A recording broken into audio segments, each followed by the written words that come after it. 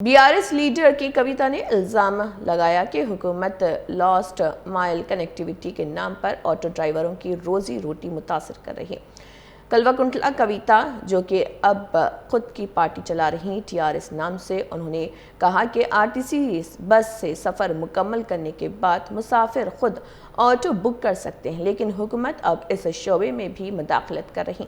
कविता ने दावा किया है कि मुफ्त बस स्कीम के बाइस पहले ही ऑटो ड्राइवर मौशी मुश्किलात का शिकार हैं और कई अफराद अपनी ईएमआई भी अदा नहीं कर पा रहे। उन्होंने मजीद इल्ज़ाम लगाया कि ईवी ऑटोज़ के नाम पर सरकारी मुदाखलत से रिवायती ऑटो ड्राइवरों के रोज़गार पर मजीद दबाव पड़ रहा। ताहम ये तमाम बयानात और इल्ज़ामात कविता के मौक़िफ़ पर मबनी।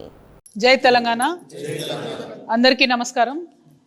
ఇవాళ పొద్దున్నే పేపర్లో ఒకటే టికెట్ తీసుకుంటే లాస్ట్ మైల్ వరకు ప్రజలకు ఒక కనెక్టివిటీ ఇస్తామనేటటువంటి ఉద్దేశంతో ప్రభుత్వం ఒక కార్యక్రమాన్ని ప్రకటించింది। అందులో ఆర్టీసీ బస్సు ఎక్కినటువంటి వాళ్ళు అదే బస్సులోంచి ఆటో బుక్ చేసుకుంటే చివరి వరకు కూడా మరి దింపేటటువంటి ఒక కార్యక్రమం చేస్తున్నారని చెప్పినారు। సరే, ఆ కార్యక్రమం ఎట్లా ఉంటుంది, ఎట్లా అమలవుతుంది అన్నది పక్కన పెడితే, ప్రభుత్వమే ఆటోలను నడపాలనేటటువంటి ఒక వింత పద్ధతిని ఇవాళ పేపర్లో చూడడం జరిగింది। ఎందుకు వింత పద్ధతి అంటున్నామంటే, ఆల్రెడీ ఆర్టీసీ బస్సులో ఫ్రీ అని చెప్పి పెడితే లక్షలాది మంది వేలాది మంది ఆటో కార్మికుల పొట్టను కొట్టినటువంటి పరిస్థితి అలా ఉన్నది, గిరాకీ లేనటువంటి పరిస్థితి ఉన్నది। ఏమాత్రం కూడా నెల నెల ఆటో డ్రైవర్లు ఈఎంఐలు కట్టుకోలేని పరిస్థితి ఉన్నది। ఆల్రెడీ వాళ్ళు ఇబ్బంది పడుతూ ఉన్నారు।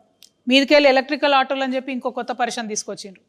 ఆ తర్వాత 1 స్టేట్ 1 పర్మిట్ అని చెప్పి ఇంతవరకు దాని గురించి మాట్లాడలేదు। నెలకు 12,000 ఇస్తామని చెప్పి ఇంతవరకు దాన్ని మాట్లాడలేదు। మీదికెళ్ళి చలాన్ల మీద చలాన్లు వేస్తున్నటువంటి పరిస్థితి కూడా కనబడుతున్నది। మరి ఇవన్నీ జరిగి ఆటో డ్రైవర్లు బాధపడుతున్నటువంటి ఈ సందర్భంలో ఆర్టీసీయే ఆటోలు నడుపుతుందని చెప్పడం కరెక్ట్ కాదు। ఎగ్జిస్టింగ్ ఆటో డ్రైవర్స్ ఎవరైతే ఉంటారో వాళ్ళతోని ఆర్టీసీ ఒప్పందం చేసుకోవాలి।